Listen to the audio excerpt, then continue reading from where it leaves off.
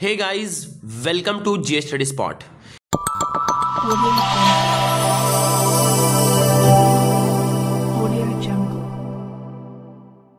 जैसा कि आप लोग देख पा रहे हो कि we have taken an initiative जिसके ज़रिया हम लोग दरअसल सेमेस्टर 3 में अपेयर होने वाले स्टूडेंट्स के लिए डिफरेंट तरीके से हेल्प प्रोवाइड कर रहे हैं।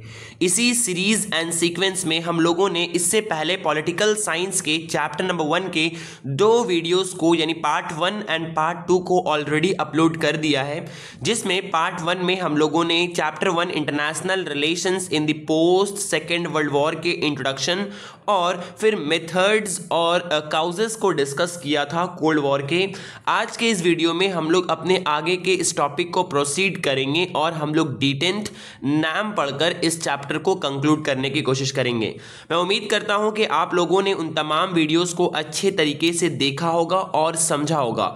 मैंने आप लोगों के लिए जो सीक्वेंस लाया है, इस सीरीज जो लाया है आप लोगों के लिए, इसका मकसद दरअसल आप लोगों के कंसेप्ट को क्लैरिटी करना, कंसेप्ट को क्लियर करना और इसके साथ साथ चूंकि आप लोग इस बात से अच्छी तरह वाकिफ हो कि आप लोगों के एग्जाम में इस बार सिर्फ एमसीक्यू ही आना है, तो अगर आपका कंसेप्ट स्ट्रांग होगा तभी आप एग्जाम में आंसर्स को क्लिक कर पाओगे। तो इसके लिए जो भी वीडियोस आप लोगों को टाइम टू टाइम प्रोवाइड की जा रही हैं, हो सकता है कि वीडियोस अपलोड करने में या वीडियोस को बनाने में थोड़ा वक्त लग जाता है, काफ़ी मसरूफियात के बावजूद भी, लेकिन मैं फिर भी अपने ज़ात से अपने जानिब से पूरी कोशिश कर रहा हूं कि आप लोगों के लिए टाइम टू टाइम वीडियोस को अपलोड किया जाए। मैं उम्मीद करता हूं कि ये वाला इस चैप्टर का लास्ट पार्ट होगा जिसमें हम लोग इस चैप्टर को इंटायरली डिस्कस कर लेंगे। जिन बच्चों ने अब तक दरअसल चैप्टर 1 के पार्ट 1 एंड पार्ट 2 को नहीं देखा है, वो ज़रूर से जाकर उन वीडियोस को देख ले ताकि उन्हें पूरे सीक्वेंस में चैप्टर अच्छे ढंग से क्लियर हो जाए और पूरे क्लैरिटी के साथ उन्हें चैप्टर्स पर कमांड आ जाए। मैं श्योर करता हूं कि अगर आप लोग ये तमाम पार्ट्स को जो भी मैं आप लोगों के लिए प्रोवाइड कर रहा हूं अगर देख लेते हो, then you will be able to answer the questions easily. तो अब हम लोग आगे की जानिब बढ़ते हैं और आज का जो हमारा टॉपिक है उसका नाम है as you can see in the screen, that is detente. क्या है ये डिटेंट और इसके बारे में हम लोग यहाँ पर जानने की कोशिश करेंगे। हम लोगों ने देखो पहला यहां पर हम आप लोगों को सीक्वेंस में चीज पढ़ाते हैं, उसके बाद हम लोग चीजों को एक्सप्लेन करेंगे। पहला, detente mean the relaxation of tensions between the USA and USSR. As हम लोग अब तक जो देखकर आए हैं कि यूएसए एंड यूएसएसआर दूसरी आलमी जंग के खात्मे के बाद ये दो सुपर पावर उभर कर सामने आई थी। क्यों आई थी, कैसे आई थी, इन्हें हम लोगों ने प्रीवियस वीडियोस में अच्छे से डिस्कस कर लिया है, तो आप लोग जरूर से जाकर उन वीडियोस को देख लेना। तो ये जो दो सुपर पावर्स थी, इन दो सुपर पावर्स ने आपस में आइडियोलॉजिकली डिफरेंट होने की वजह कर इनमें एक इख्तलाफ पैदा हो जाता है, जिसकी वजह कर ये बाइपोलैरिटीज में कन्वर्ट हो जाते हैं और इसके साथ साथ इनमें दरअसल एक वॉर लाइक सिचुएशन क्रिएट हो जाता है, जिस वॉर लाइक सिचुएशंस को हम लोग कोल्ड वॉर के नाम से जान रहे थे। यानी इनमें एक सिचुएशन क्रिएट होता है टेंशन का। तो अब ये लोग क्या करते हैं, ये लोग देखते हैं कि बहुत दिनों से इन लोगों के बीच कोल्ड वॉर के नाम पर एक काफी दिनों से टेंशन चला हुआ आ रहा था, जिसमें एक जानिब कंट्रीज के ग्रुप के लीडर यूएसए थे, तो दूसरे जानिब एक कंट्रीज के ग्रुप के लीडर्स दरअसल यूएसएसआर थे। ये अपने जानिब बहुत सारे छोटे छोटे कंट्रीज को फीडिंग करवा रहे थे, जबकि दूसरी जानिब ये भी बहुत सारे अपने अंदर छोटे छोटे कंट्रीज को फीडिंग करवा रहे थे, जिसकी वजह कर इन लोगों का बहुत ज्यादा इकोनॉमिकली तौर से ड्रेन हो रहा था वेल्थ का।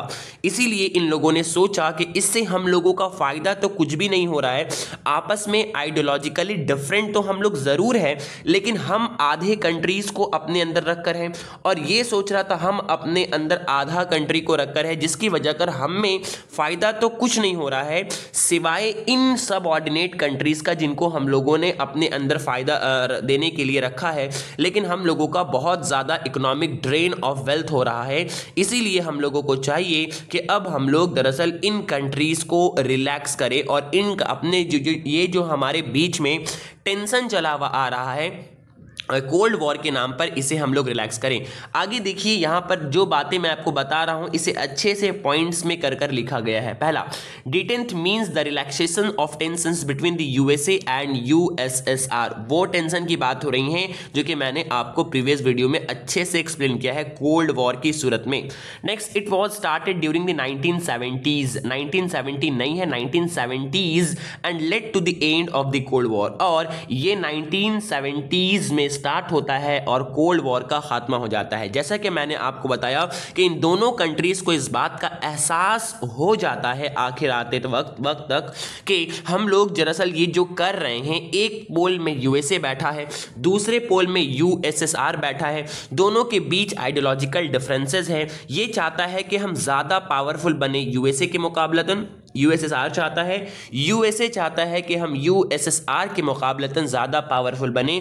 जिस बेसिस पे ये लोग बहुत ज़्यादा आपस में एक दूसरे के साथ रेस करते हैं, इस वजह कर आधा कंट्री, पूरे वर्ल्ड के जितने भी डीकोलोनाइज होने वाले छोटे छोटे कंट्रीज थे, अपने पावर को बढ़ाने के खातिर आधा वर्ल्ड के कंट्रीज को ये अपने मातहती में रख लेता है और आधा वर्ल्ड के कंट्रीज को ये अपने मातहती में रख लेता है। और इससे इन लोगों के बीच टेंशंस में और इजाफा होता है और फायदा आइडियोलॉजिकली डिफरेंट होने के बावजूद भी, इस दो पोल्स में बढ़ जाने के बावजूद भी इन लोगों को गेन कुछ नहीं दिखता है सिवाय लॉस का। तो इसी वजह कर ये लोग इन लोगों को ये बात समझ आ जाता है कि यहां पर हम लोगों का सिर्फ लॉस हो रहा है, इसीलिए ये लोग आपस में इस टेंशन को रिलैक्स करने के लिए बैठते हैं 1970s में। और नतीजा ये होता है कि कोल्ड वॉर का खात्मा हो जाता है। ये जो टेंशन चला आ रहा था, इस टेंशन को ये लोग एंड कर देते हैं।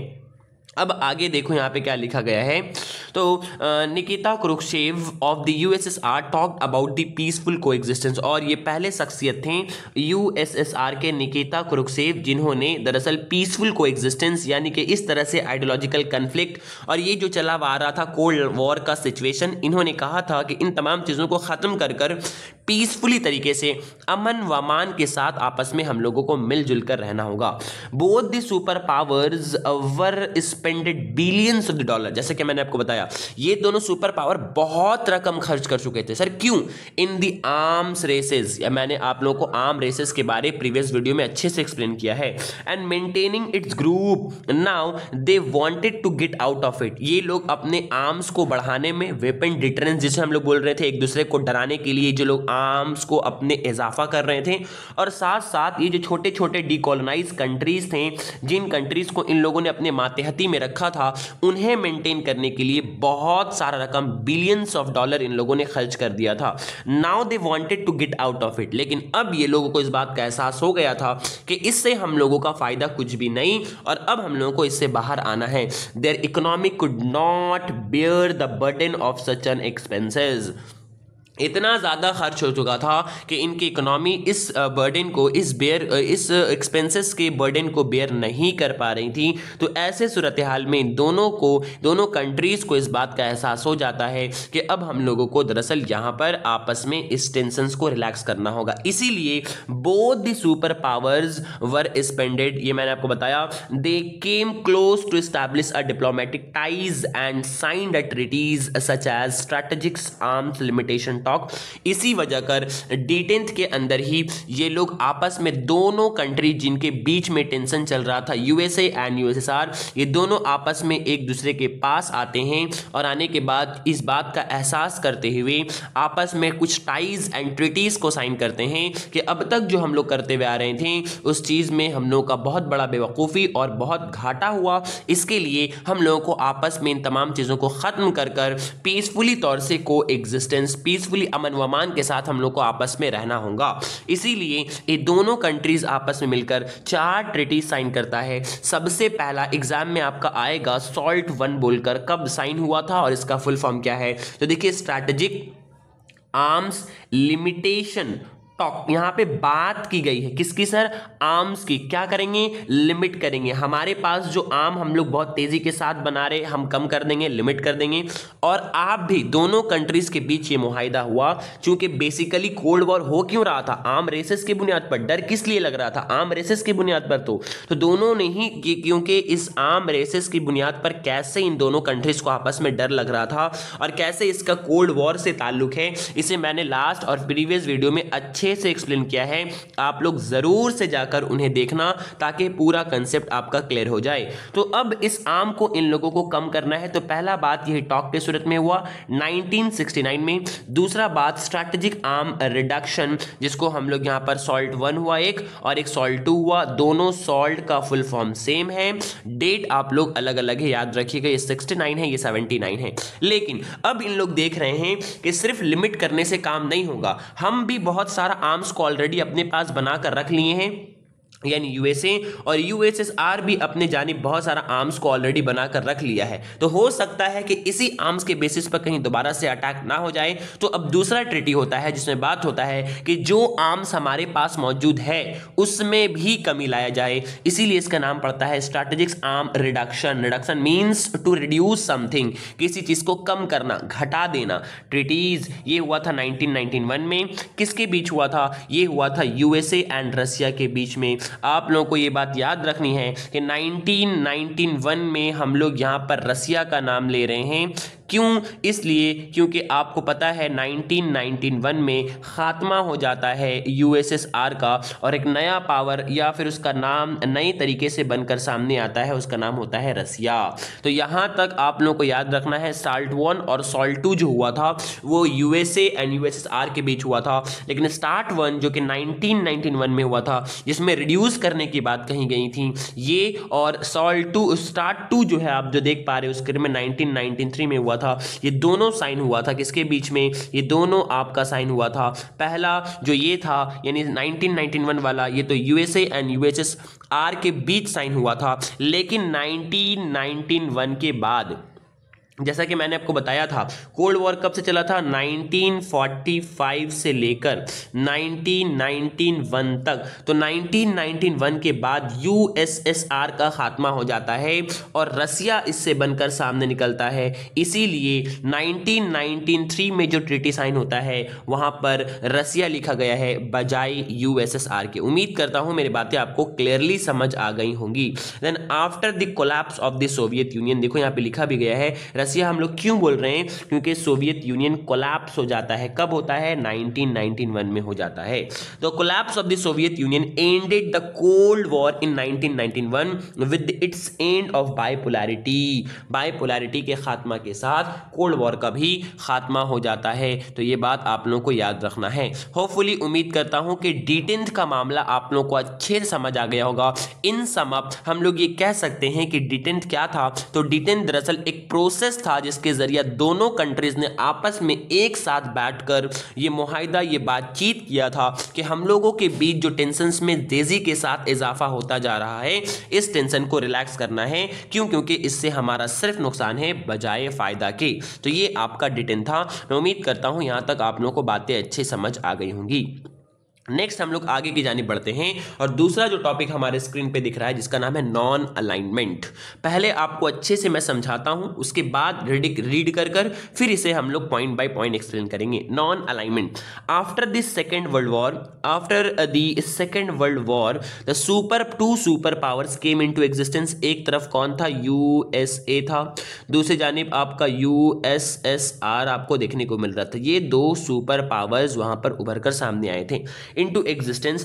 Decolonizations also started at the same time. और जो छोटे छोटे कंट्रीज थे उन कंट्रीज का डीकोलोनाइजेशन क्या है? एक प्रोसेस है जिसके तहत कोई भी कंट्रीज जो कॉलोनियल बना हुआ होता है, जो कॉलोनीज बना हुआ होता है किसी दूसरे सुपर पावर का, ये लोग इसको छोड़कर जब चले जाते हैं तो इस प्रोसेस को हम लोग कहते हैं डीकोलोनाइजेशन। एग्जाम्पल, इंडिया भी पहले कॉलोनीज बना हुआ रहा है कितने सारे कंट्रीज का, यूरोपियन कंट्रीज का। बाद में हम लोग का इंडिया आखिर में इंग्लैंड का आपका बना था कॉलोनी। लेकिन जब 1947 में ये लोग हमारे मुल्क को ब्रिटिश ब्रिटिशर्स लोग हमारे मुल्क को छोड़कर चले गए तो इस प्रोसेस को हम लोग कह देंगे डीकोलोनाइजेशन। तो उस टाइम में बहुत सारे डीकोलोनाइजेशंस भी हो रहे थे, जिसकी वजह कर जब इन कंट्रीज़ को ये डीकोलोनाइज कर रहे थे, ये पावर जो यहाँ पर कॉलोनी बनाकर थे छोड़कर चले जा रहे थे, तो ऐसे सूरत हाल में both USA and USSR started to bring more and more newly independent nations into their groups. This is called alignment. इसी को हम लोग अलाइनमेंट बोलते हैं। अब इस कंट्रीज को जो पावर ऑलरेडी कब्जा कर था, जो पावर इसके ऊपर हुकूमत कर रहा था, जब वो इसे छोड़कर चला जाता है तो यूएसएसआर और यूएसए दोनों कोशिश करता है कि ये जो इंडिपेंडेंट हुआ है नया तौर से कंट्री, ये मेरे अंदर आए, ये चाहता है मेरे अंदर आए। सर सवाल है क्यों? इसलिए ताकि ये अपने अंदर ज्यादा कंट्रीज को रखकर अपने पावर को ज्यादा दिखाने की कोशिश करता है। ये जो प्रोसेस है, दोनों अपने साथ न्यूली फॉर्म कंट्रीज को, न्यूली इंडिपेंडेंट कंट्रीज को अपने अंदर समोना चाहते हैं, यह शामिल करना चाहते हैं। इसी को हम लोग अलाइनमेंट के नाम से जानते हैं। अलाइनमेंट का मतलब ही होता है जुड़ जाना। और इसी की वजह कर हम लोगों ने देखा था कि स्टार्टिंग हुआ था कोल्ड वॉर का, लेकिन बहुत सारे कंट्रीज जिसमें इंडिया भी शामिल था इस अलाइनमेंट के प्रोसेस को रिजेक्ट कर देता है to be aligned and started the policy of the NAM. और इन लोग दरअसल इस प्रोसेस में अलाइनमेंट की चीज़ों में शामिल ना होकर अपना एक नया पॉलिसी लेकर आता है जिसे इन लोग नाम देते हैं नॉन अलाइनमेंट का। उम्मीद करता हूँ मैं आपको बात समझ आई है कि नॉन अलाइनमेंट हम लोग बोलते किसको हैं। समप तौर से ये इसका बात समझ आता है कि अलाइनमेंट का मतलब होता है सर दूसरी आलमी जंग के खात्मे के बाद यूएसए एंड यूएसएसआर जो सामने उभर कर आया था, ये दोनों अपने अंदर बहुत सारे न्यूली इंडिपेंडेंट कंट्रीज को अपने अंदर समोना चाहता था अपनी ताकत को गेन करने के लिए। लेकिन ऐसे सर्कमस्टांसेस में कुछ कंडीशंस जिसमें इंडिया भी शामिल था, वो इस तरह की चीज़ों को परहेज कर रहा था या इसको रिजेक्ट कर रहा था। क्यों? क्योंकि इसको इस बात का इल्म था कि यही अलाइनमेंट की वजह से ही वॉर होने का सिचुएशन बन रहा है। तो इसीलिए इन लोगों ने इस पॉलिसी को रद्द करते हुए अपना एक नया पॉलिसी अपनाया था जिसका नाम नॉन अलाइनमेंट रखा गया। होपफुल यहां तक आपको बातें क्लियर हो गई होंगी। नेक्स्ट देखो वहाँ पे लिखा गया है नाम का ओरिजिन किस तरीके से हुआ है। तो पहला द ओरिजिन ऑफ द नाम्स, पहला यहाँ पे आपको लिखा गया है इंडिया से कौन थे। इंडिया से जो प्रपोज करने वाले थे इनका नाम था Jawaharlal Nehru. The idea of the non alignment and conceived other nations to follow, और दूसरे कंट्रीज को भी इन लोगों ने, जवाहरलाल नेहरू ने इंसिस्ट किया, कहा कि आप लोग भी इसको फॉलो करो ताकि ये हमारा इंटरनेशनल रिलेशन और तमाम लोगों के लिए भला होगा। इस तरीके से इस नाम के फाउंडर में नेहरू इंडिया से थे, गुलाम अब्दुल नासिर इजिप्ट से थे, सुकार्नो इंडोनेशिया से थे, मार्शल टीटू यूगोस्लाविया से थे, नक्रुमा गहना से थे जो कि अमेरिका का था। तो इन लीडर्स का नाम याद रखना है फाउंडर्स ऑफ नाम में, और ये कौन कौन से कंट्रीज से है एग्जाम में शॉर्ट क्वेश्चंस में पूछा जाता है। Formal shape took places at the Bandung conference in Indonesia 1955, यानी ये जो कंसेप्ट लाया गया था नॉन अलाइनमेंट मूवमेंट का, नाम का, इस कंसेप्ट को फॉर्मली टुक किया गया, फॉर्मली तौर से स्टैब्लिश किया गया, बनाया गया था कौन से कॉन्फ्रेंस में, ये भी बहुत इंपॉर्टेंट क्वेश्चन है। उस कॉन्फ्रेंस का नाम था बॉन्डुंग कॉन्फ्रेंस और ईयर था इंडोनेशिया में बना था ये, और ईयर था 1955। लेकिन इसके स्ट्रक्चर, इसके एम्स, इसके प्रिंसिपल वगैरह को फॉर्मुलेट किया गया था पहला नॉन अलाइनमेंट का कॉन्फ्रेंस में, जो कि बेलग्रेड में हुआ था, बेलग्रेड के यूगोस्लाविया के बेलग्रेड में हुआ था, और ये ईयर है 1961। No need to confuse here, यहां पर कंफ्यूज होने की जरूरत नहीं है। मैंने पहली बात आपको बताया है कि ये नाम ऑफिशियली तौर से सेटअप किया गया था बॉन्डुंग कॉन्फ्रेंस 1955, लेकिन इसका एम क्या होगा, इसका स्ट्रक्चर कैसा बनावट होगा, इसका प्रिंसिपल क्या क्या होगा, इसे पहली दफा नॉन अलाइनमेंट की मीटिंग में, कॉन्फ्रेंस में डिक्लेयर किया गया था, और वो हुआ था आपका यूगोस्लाविया के बेलग्रेड में, और ईयर था 1961। होपफुली यहां तक बातें क्लियर हो गई होंगी। अब देखो यहाँ पर आपका लिखा गया है मीनिंग के बारे में। मीनिंग में यहाँ पर क्या होता है, देखो लिखा गया है to keep from the super power, to keep equidistance from the superpower rivalry to get aligned will enhance the superpower के इन सिंपल भाषा में अगर हम लोग बात करें तो नैम क्या था। नैम दरअसल एक प्रोसेस था जिसके जरिया से दूसरे नए इंडिपेंडेंट होने वाले कंट्रीज को अलाइंड होने से रोका जाने का एक मकसद था, या हम यूं कह सकते हैं नहीं रोका, जो ये लोग रोक रहे थे, ये जो न्यूली फॉर्म इंडिपेंडेंट कंट्रीज थे, इन लोग अलाइंड होने से इसलिए रोक रहे थे ताकि इन लोगों को इस बात का इल्म और समझ था कि इस तरह से अलाइनमेंट को रोक कर हम लोग इस टेंशन के सिचुएशन को खत्म कर सकते हैं। Alignment will also make hard in earned independence meaningless। यहाँ पे बताया गया है अलाइनमेंट अगर जब हो जा रहा था ना, तो इस तरह से जो इतनी मेहनत से इन लोगों ने हार्ड अर्न इंडिपेंडेंस जो किया था, इतने मेहनत से जो इन लोगों ने आज़ादी की थी, वो तो मीनिंगलेस था। क्यों? क्योंकि फिर ये लोग किसी न किसी कंट्री के मातहत में आ जा रहे थे। तो इसीलिए यहाँ पे आपको बताया गया है अगर अलाइनमेंट होगा तो ये इसका नुकसान है, इतनी मेहनत से जो इन लोगों ने अपने आप को आज़ाद किया है वो बेकार हो जाएगा। तो इसका क्या है, non alignment can bring help from the both the campus. दोनों कैंपस के बीच में जो हॉस्टाइलिटी चल रहा था, जो तकरार चल रहा था, उनके तकरार को खत्म करने का एक अच्छा जरिया नॉन अलाइनमेंट था। Non alignment will make the world safer from the another power. ये एक सेफर गार्ड के तौर से, एक तरीके से कह सकते हैं सेफ गार्ड के तौर पे काम कर रहा था पूरे वर्ल्ड को दूसरे पावर से बचाने के लिए। तो उम्मीद करता हूं यहां तक आप लोगों को नाम के ओरिजिन एंड नाम का कंसेप्ट अच्छे तरीके से क्लियर हो गया होगा। अब देखो यहां लिखा गया है बेसिक प्रिंसिपल ऑफ नाम, या हम लोग उसको कह सकते हैं basic principle of Panchsheel. Panchsheel क्या है अभी हम लोग डिस्कस करेंगे। अगर नाम का प्रिंसिपल पूछ ले या पंचशील का प्रिंसिपल पूछ ले तो सारा में आपको यही लिखना है। देखो लिखा गया है Panchsheel is a Hindi word meaning 5 principle. Panch means 5, principle सील का मतलब होता है बुनियाद, प्रिंसिपल बेस। तो पंचशील यहाँ पे 5 बातें कही गई थी। पहला, Panchsheel agreement was signed between the India's prime minister Nehru and China के एक प्राइम मिनिस्टर थे जिनका नाम था Zhou Enlai in the year of the 1954। Date must be remember. Clear यहाँ तक का। तो सर पंचशील क्या था, ये नॉन अलाइनमेंट के जो पॉलिसी नेहरू ने प्रपोज किया था ना, इसी पंचशील इसी नॉन अलाइनमेंट के प्रोसीजर में आगे बढ़ाते हुए इन्होंने अपना एक प्रिंसिपल लाया था, बुनियाद लाया था जिसका नाम था पंचशील, जिसमें वही बातें कही गई थी जो नाम में अपनाया गया था। और इसे सबसे पहली दफा 1954 में इंडिया के प्राइम मिनिस्टर जवाहरलाल नेहरू और चाइना के प्राइम मिनिस्टर झाओ एन लाई के बीच में साइन किया गया था। द प्रिंसिपल ऑफ द नाम 5 प्रिंसिपल था। पहला था नॉन एग्रेशन, यानी जंगी हालात, एग्रेशन वाला सिचुएशंस को हम लोग नहीं अपनाएंगे। नॉन इंटरफेरेंस, हम लोग किसी भी कंट्रीज के अंदरूनी मामलात में मुदाखलत नहीं करेंगे। Respect for territorial sovereignty and integrity, her country का जो सॉवरेन पावर होता है उसका हम लोग रिस्पेक्ट करेंगे, और साथ ही साथ उस कंट्री के इंटेग्रिटी, आपस में एकतायत, यूनिटी को हम लोग रिस्पेक्ट देंगे। पीसफुल कोएग्जिस्टेंस, तमाम कंट्रीज आपस में एक साथ मिलकर अमन व अमान के साथ रहें, ये हम लोगों का मकसद है। और म्यूचुअल बेनिफिट, तमाम लोगों का भला हो, तमाम का फायदा हो, ये हमारा बेनिफिट है। तो ये 5 प्रिंसिपल है नाम का, या यूं कह लिए 5 प्रिंसिपल है पंचशील का। आप लोगों को इन प्रिंसिपल्स को याद कर लेना है। सिंपल है, non aggression, non interference, respect for territorial sovereignty and integrity, peaceful coexistence and mutual benefit. Hopefully easily आप लोगों को ये लर्न हो जाएंगी। नेक्स्ट है it became basis of the principle of the name, और बाद में यही दरअसल नेम का भी प्रिंसिपल बन गया था। Panchsheel and non alignment became the basis principle of the India's foreign policy, और बाद में यही जो है यही पंचशील और नॉन अलाइनमेंट इंडिया के फॉरेन पॉलिसी का भी बेस बनकर सामने आया। होपफुली उम्मीद करता हूं यहां तक आप लोगों को बातें सिंपली और आसानी के साथ क्लियर हो गई होंगी। अब हम लोग आगे बढ़ते हैं, और आगे बढ़ने के बाद ये देखते हैं कि सर परफॉर्मेंसेस ऑफ नाम जो आपने बनाया गया था आपके मुल्क के द्वारा, हम लोगों के मुल्क के द्वारा जवाहरलाल नेहरू ने जो नाम को प्रपोज किया था, इसका परफॉर्मेंस क्या था, किस तरह से इसने काम अंजाम दिया। जैसे स्क्रीन पे देख पा रहे हो कि नाम स्टार्टेड विद 25 कंट्रीज। ये कितने कंट्रीज के साथ? 25 कंट्रीज के साथ स्टार्ट हुआ था इन the year of the 1961।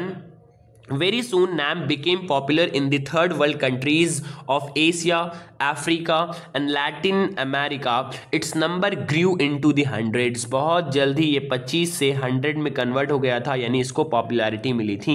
At the beginning of both the super power opposed NAM. शुरुआत में तो दोनों super power USA and USSR ने इसे अपोज करा, लेकिन कॉलिंग क्या बोलकर ये अपॉर्चुनिस्ट है और इमोरल है एक्सेट्रा कह कहकर. लेकिन बाद में when the NAM played the positive role in international relations, both the superpowers recognized it and sometime took its help. दोनों सुपर पावर ने इसे रिकॉग्नाइज किया उस वक्त जब इसने बहुत पॉजिटिव रोल दिखाया इंटरनेशनल रिलेशंस को बिल्ड करने के लिए.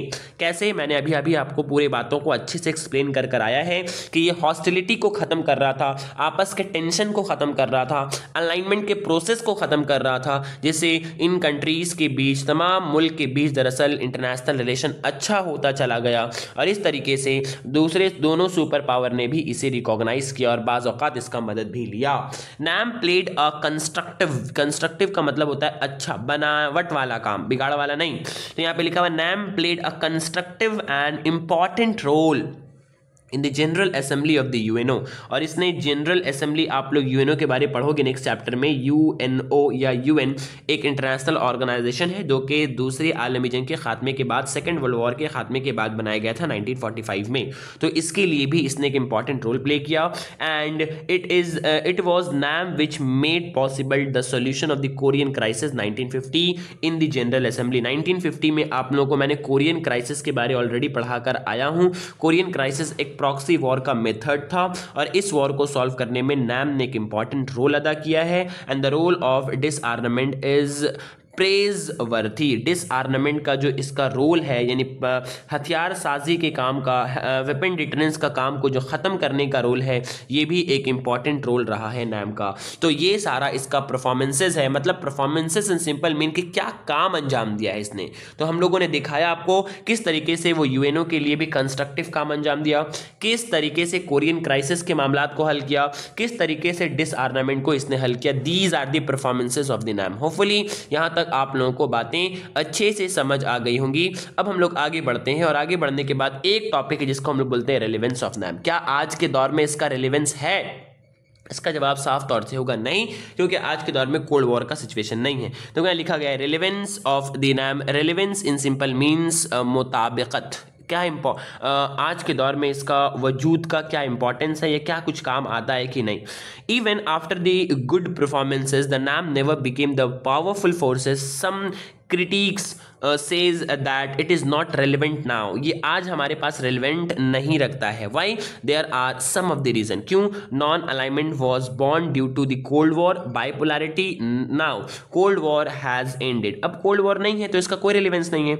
Non alignment was never true it's meaning. ये अपने काम में कभी भी ट्रू साबित नहीं हुआ. ये कौन बोल रहा है? ये क्रिटिक्स जो होते हैं, जो लोग क्रिटिसाइज करने वाले होते हैं, ये लोग ये बात कह रहे हैं. India, the founding father, was always close to the USSR. Pakistan was close to the USA. Egypt was close to the USSR. यहाँ बताया गया हालांकि इन लोगों ने ऑफिशियली तो NAM बनाया था, लेकिन वो इसके जो फाउंडिंग फादर थे इंडिया के, वो खुद ही इनका झुकाव था USSR के जानिब, क्योंकि वहाँ से उनका पढ़ाई लिखाई हुआ था, जिसकी वजह कर उस जानिब इनका झुकाव हम लोग को देखने को मिल रहा था. Last is globalization has completely changed the world scenario in which the NAM has lost its relevance. These are what are the relevance. हम लोग जान पाया कि आज के दौर में इस NAM का कोई भी रेलेवेंस नहीं है, क्योंकि सबसे पहला बात यहाँ पर ये खत्म हो चुका है, कोल्ड वॉर खत्म हो चुका है, और जो फाउंडिंग मेंबर थे उनका खुद ही दूसरे की जानिब झुकाव देखने को मिल रहा है, और ग्लोबलाइजेशन ने इसे टोटली तौर से चेंज कर रख दिया है. उम्मीद करता हूँ कि आप लोगों को ये तमाम बातें अच्छे तरीके से मेरी समझ आ गई होंगी. आज के इस वीडियो में हम लोगों ने पार्ट 3 के द्वारा से इस पूरे चैप्टर को कंप्लीट कर दिया है. इससे मुताल्लिक अब और अगर कुछ इंपॉर्टेंट क्वेश्चंस या इंपॉर्टेंट नोट्स आपके लिए आता है न्यू सिलेबस के अकॉर्डिंगली, तो मैं आप लोगों को वैसे ही अपडेट करूंगा। ये तमाम चीज़ और आगे के वीडियोस डिपेंड करते हैं आपके पॉजिटिव रिस्पांस पर। ज़्यादा से ज़्यादा लोगों तक शेयर करो और वीडियोस पे अगर व्यूज़ अच्छे मिकदार में आते हैं, लोग इससे फैज़याब अगर होंगे, तो बहुत जल्द आप लोगों के लिए तेज़ी के साथ दूसरे वीडियोस को भी लाया जाएगा। इसी तरीके से और भी वीडियोस और भी सब्जेक्ट्स के वीडियोस अगर आप लोग चाहते हो तो चैनल पे आप लोग अगर नए हो तो ज़्यादा से ज़्यादा लोगों तक इसे शेयर करो, सभी का भला हो जाए। सबसे इंपॉर्टेंट बात यह है कि ये चैनल को आप लोगों को इसलिए दूसरों तक पहुंचाना है ताकि इस पे videos time to time upload किया जा सके और आप लोगों का सिलेबस कंप्लीट हो पाए। उम्मीद करता हूं यहां तक आप लोगों को तमाम बातें अच्छे तरीके से समझ आ गई होंगी। आज के लिए इतना ही, फिर मिलते हैं हम लोग नेक्स्ट वीडियो में। आप लोगों को करना क्या है, 2 से 3 काम यहां पे करनी है। पहला, वीडियोस जो भी मैंने आपको पार्ट वाइज दिया उसे अच्छे से देख लेना है। दूसरा, इन वीडियोस को ज़्यादा से ज़्यादा लोगों तक शेयर करना है ताकि नेक्स्ट वीडियो आ पाए। और तीसरा, अगर आप लोग दरअसल इसके व्हाट्सएप ग्रुप में ज्वाइन नहीं हुए हैं जहां आपको नोट्स और बाकी फ्री स्टडी मटेरियल और बाकी अपडेट्स प्रोवाइड किया जाता है, तो आप लोग इस दिए गए स्क्रीन पर नंबर के कॉन्टैक्ट कर अपने व्हाट्सएप ग्रुप में ऐड हो सकते हैं ताकि आप लोगों को तमाम अपडेट्स मिल पाए। आज के लिए इतना ही, फिर मिलते हैं बहुत जल्द नेक्स्ट वीडियो के साथ। तब तक के लिए थैंक्स फॉर वॉचिंग।